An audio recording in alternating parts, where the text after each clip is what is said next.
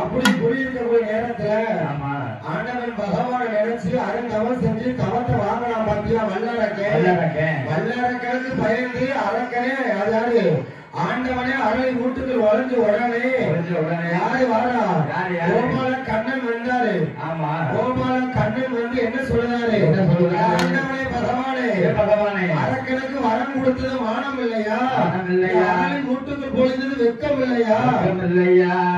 மச்சானே நான் அரக்கனுக்கு தெரியாத வரத்தை கொடுத்துட்டேன். இப்ப நானே ஒழிஞ்சு கிடக்கேன், என் உயிருக்கே தந்து பாதுகாப்புள்ளேன்னு சொன்ன உடனே அவர் என்ன வடிவத்தை எடுக்கா தெரியுமா? மோகினியால் அவதாரம் எடுத்து அரக்கனை அழிக்க வேண்டும் என்று சொல்லி, அதாவது ஒரு மனிதனா பிறந்துட்டா கொஞ்சம் பெரிய ஆசை, மூன்று ஆசை, பட்டாசை, பொன்னாசை, பெரிய ஆசை, பெண்ணாசை, பட்டாசை, பொன்னாசை, பெண்ணாசை. இந்த மூணு ஆசைக்கும் அடிப்படையான மனிதர்களே இந்த உலகத்தில் கிடையாது அல்லவா? பெண் ஆசையில் அழிக்க வேண்டும் சொல்லி, அதாவது கோபால கண்ணன் மோகினி வடிவம் வந்து எங்க வாராரு? அவரு